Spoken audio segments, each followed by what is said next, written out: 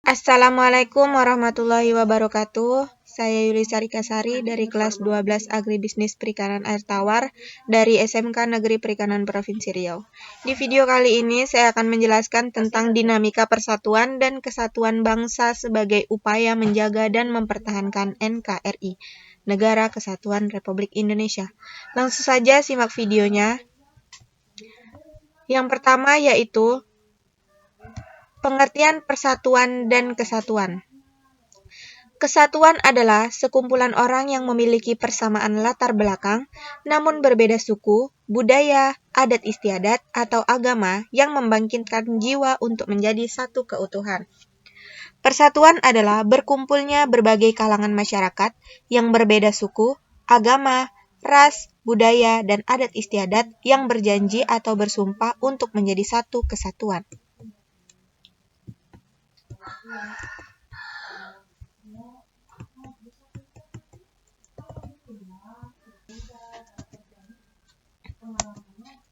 Proses persatuan Indonesia melalui sejarah.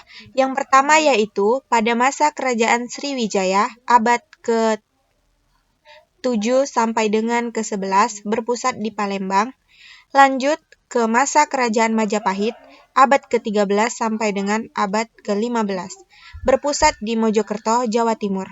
Masa perintis pada tahun 1908 yaitu sejak berdirinya Budi Utomo. Masa penegas Sumpah Pemuda dalam Kongres Pemuda kedua yaitu pada tanggal 28 Oktober 1928 dan terakhir yaitu pada masa realisasi proklamasi 17 Agustus 1945.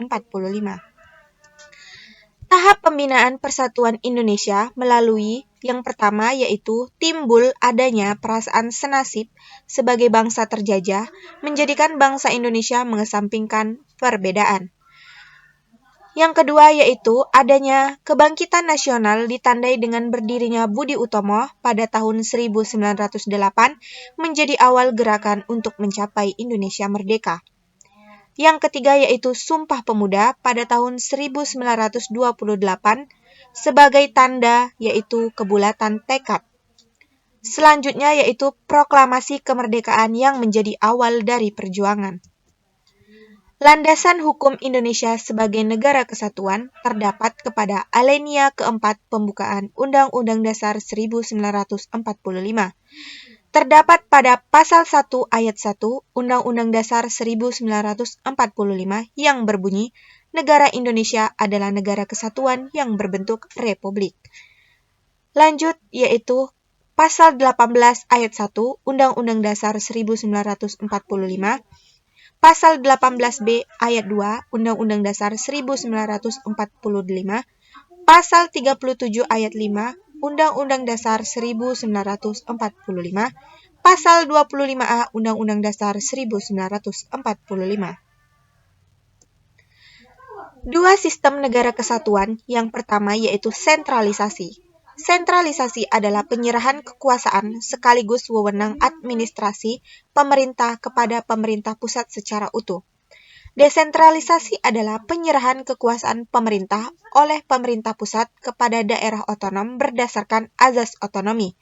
Dengan catatan, wewenang politik adalah wewenang untuk membuat sekaligus memutuskan sebuah kebijakan politik. Wewenang administrasi adalah sebuah wewenang untuk menjalankan atau melaksanakan sebuah kebijakan administrasi. Kita masuk ke otonomi daerah. Apakah yang dimaksud dengan otonomi daerah? Otonomi daerah adalah hak, wewenang, dan kewajiban daerah otonom untuk mengatur dan mengurus sendiri urusan pemerintahan dan kepentingan masyarakat setempat sesuai dengan peraturan perundang-undangan, sesuai dengan azas otonomi daerah yaitu yang pertama desentralisasi yaitu pemberian wewenang, dekonsentrasi pelimpahan sebagian urusan dan penugasan dari pemerintah pusat ke pemerintah daerah. Dengan tujuan yang pertama, tujuan politik yaitu untuk upaya mewujudkan demokratisasi melalui partai politik. Dengan tujuan administratif yaitu untuk adanya pembagian urusan pemerintahan antara pusat dan daerah. Tujuan ekonomi yaitu untuk terwujudnya pembagian indeks pembangunan manusia.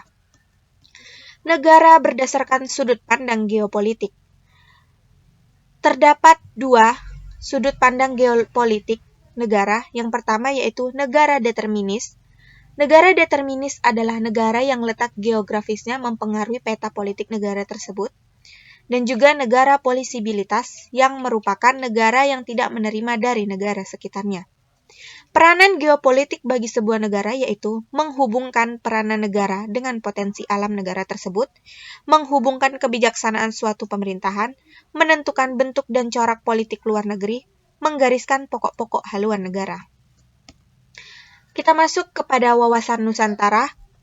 Secara umum, wawasan Nusantara adalah cara pandang dan sikap bangsa Indonesia mengenai diri dan lingkungannya yang serba beragam dan bernilai strategis dengan mengutamakan persatuan dan kesatuan wilayah dan tetap menghargai serta menghormati kebinekaan dalam setiap aspek kehidupan nasional untuk mencapai tujuan nasional.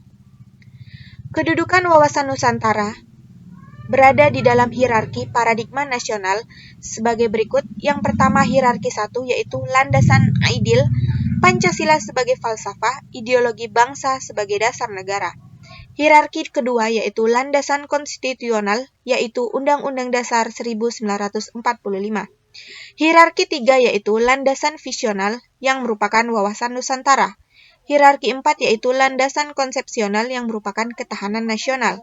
Hierarki kelima yaitu landasan operasional yaitu GBHN atau garis-garis besar haluan negara. Ajas-ajas wawasan Nusantara terdiri dari 4.